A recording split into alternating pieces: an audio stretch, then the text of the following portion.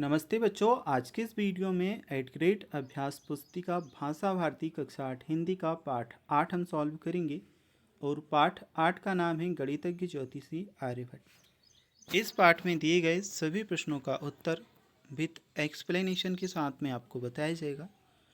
कोई भी प्रश्न आपको सॉल्व करना हो आप इस वीडियो को देख करके आसानी से कर सकते हो। तो बच्चों, सबसे पहले आपके बहुविकल्पी टाइप के प्रश्न आ जाते हैं। इसमें हमें सही उत्तर छांट करके लिखना है। प्रश्न क्रमांक 1 अगर हम देखें तो कुछ इस प्रकार से हमें दिया है। ग्रह नक्षत्रों का प्रेक्षण करने वाला स्थान क्या कहलाता है? ऑप्शन ए ग्रहशाला, ऑप्शन बी वेधशाला, ऑप्शन सी प्रयोगशाला, ऑप्शन डी गौशाला। ग्रह नक्षत्रों का प्रेक्षण करने वाला स्थान वेधशाला कहलाता है, इसलिए बी ऑप्शन वेधशाला सही उत्तर है। नेक्स्ट हम देखते हैं सेकंड नंबर का क्वेश्चन। निम्नलिखित में आगत शब्द है। ए ऑप्शन है ग्रहण, बी ऑप्शन है प्रख्यात, सी ऑप्शन है मशहूर, डी ऑप्शन है दक्षिणा। तो निम्नलिखित में से आगत शब्द आपका होगा सी ऑप्शन मशहूर। इसके बाद में है आपका अगला प्रश्न। पृथ्वी अपनी धुरी पर चक्कर लगाती है, यह प्रतिपादन सबसे पहले किसने किया था? Option A Nagarjuna, option B Aryabhata, option C doctor Bhau Daji ने, ऑप्शन डी सुश्रुत ने। तो पृथ्वी अपनी धुरी पर चक्कर लगाती है, यह प्रतिपादन सबसे पहले आर्यभट्ट ने किया था। बी ऑप्शन आपका बच्चों उत्तर आएगा आर्यभट्ट। नेक्स्ट है हमारा चौथी नंबर का प्रश्न। जन सामान्य में प्रचलित मान्यता को क्या कहते हैं? मुहावरा, सूक्ति, किंवदंती या लोक कथा।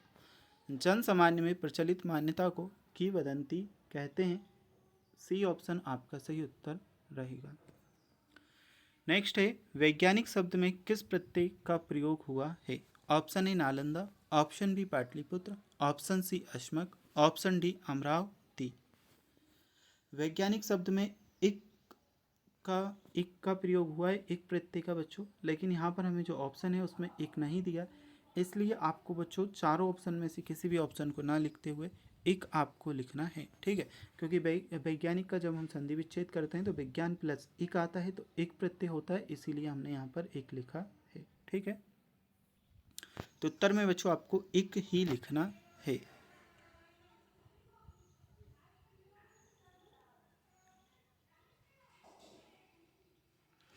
अब बच्चों आपके अगले क्वेश्चन। नीचे दिए गए शब्दों में से उचित शब्द चुन करके रिक्त स्थानों की पूर्ति हमें करनी है। पृथ्वी अपनी धुरी पर पश्चिम से पूर्व की ओर घूमती है। बच्चों आप अपनी बुक भी ओपन करके रखिएगा ताकि आपको अच्छे से समझ आ जाए। पृथ्वी अपनी धुरी पर पश्चिम से पूर्व की ओर घूमती है, ठीक है। विरोधार्थी शब्द युग्म में लाभ के साथ हानि शब्द प्रयुक्त होगा, तो 7वें रिक्त स्थान में आएगा हानि। आर्यभट्टीय पुस्तक की लिपि मलयालम है, 8वें रिक्त स्थान में आएगा मलयालम। ज्योतिषी विज्ञान का संबंध ग्रह नक्षत्र से है, 9वें रिक्त स्थान में आएगा ग्रह नक्षत्र। जब चंद्रमा की छाया पृथ्वी पर पड़ती है तब सूर्य ग्रहण होता है, तो 10वें रिक्त स्थान में आएगा सूर्य ग्रहण। जो आपके सही विकल्प थे और रिक्त स्थान थे उन्हें हम कंप्लीट कर चुके हैं। यहाँ से बच्चों आपके अति लघु उत्तरीय टाइप के प्रश्न स्टार्ट होंगे, और अगर अभी तक आपने चैनल को सब्सक्राइब नहीं किया तो कर लीजिएगा। प्राचीन काल में चंद्र ग्रहण या सूर्य ग्रहण के लिए उत्तरदायी माना जाता था। तो 11वें नंबर के प्रश्न में उत्तर रहेगा राहु नामक राक्षस को उत्तरदायी माना जाता था। राहु नामक राक्षस को उत्तरदायी माना जाता था। सचिन क्रिकेट खेलता है, वाक्य में से उद्देश्य और विधि छांटकर हमें लिखना है। तो बच्चों यहाँ पर उद्देश्य हमारा होगा सचिन, ठीक है, विधि होगा क्रिकेट खेलता है। पाठ में आए सूर्य ग्रहण के उल्लेख के स्थान पर दूसरा उदाहरण किस समकक्ष भौगोलिक घटना का हो सकता है? तो 13वें नंबर के प्रश्न में उत्तर रहेगा दूसरा उदाहरण चंद्र ग्रहण की घटना का हो सकता है, क्योंकि दूसरी समकक्ष घटना क्या होगी? सूर्य ग्रहण होता है तो चंद्र ग्रहण भी होता है, इसलिए हम चंद्र ग्रहण लिखेंगे।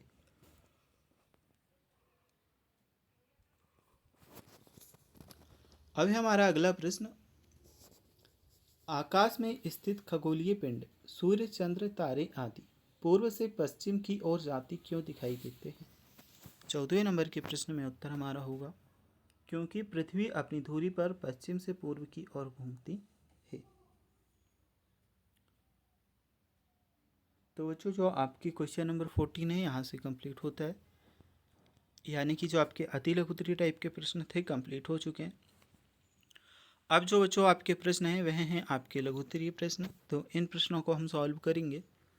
आर्यभट्टीय ग्रंथ के बारे में कैसे पता चला था?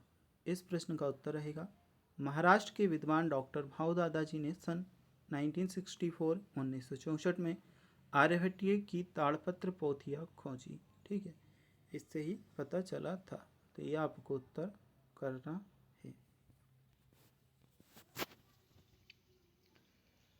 प्रश्न क्रमांक 18 के बाद में हम चलते हैं जो आपका प्रश्न है प्रश्न क्रमांक आपका 16। ग्रहण के बारे में प्रचलित लोक विश्वासों के बारे में लिखिए। यानी कि ग्रहण को लेकर के लोगों को क्या विश्वास था, क्या उनमें प्रचलित था, वह हमें बताना है। उत्तर हम लिखेंगे, यह प्रचलित है कि ग्रहण के समय राहु नामक राक्षस सूर्य और चंद्र की निगलता है। यह प्रचलित था कि ग्रहण के समय राहु नामक राक्षस सूर्य और चंद्र को निगलता है, इसलिए सूर्य और चंद्र ग्रहण होता है। अभी हमारा 17वें नंबर का प्रश्न, आप किसी तेज चलती बस में बैठे हैं तब आपको खिड़की से बाहर की वस्तुएं पीछे भागती क्यों दिखाई देती हैं? 17वें नंबर के प्रश्न के उत्तर में हम लिखेंगे, बस में बैठने पर वस्तुएं पीछे जाती हुई इसलिए दिखाई देती हैं क्योंकि आप और बस एक ही गति में आगे बढ़ रहे होते हैं, जबकि सड़क किनारे की वस्तुएं स्थिर होती हैं।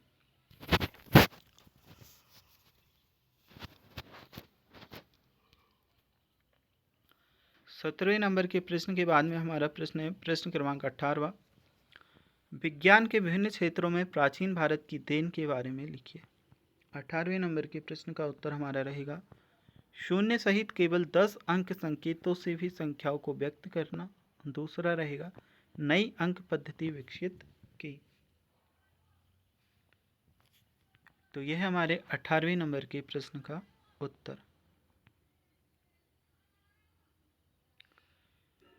अब हम देखते हैं आपके दीर्घोत्तरीय प्रश्नों को। दीर्घोत्तरीय का जो आपका 19वां प्रश्न है इसमें हमसे पूछा गया है, आर्यभट्ट के वैज्ञानिक योगदान के बारे में अपने विचार लिखिए। तो बच्चों जो आपका 19वें नंबर का प्रश्न है इसका उत्तर हम देखेंगे, ग्रह नक्षत्रों के बारे में सही अवधारणाओं का ज्ञान आर्यभट्ट ने कराया।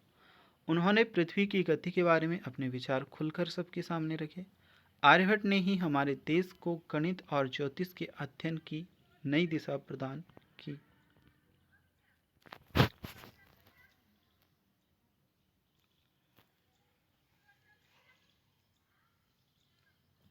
तो यह है 19वें नंबर के प्रश्न का उत्तर।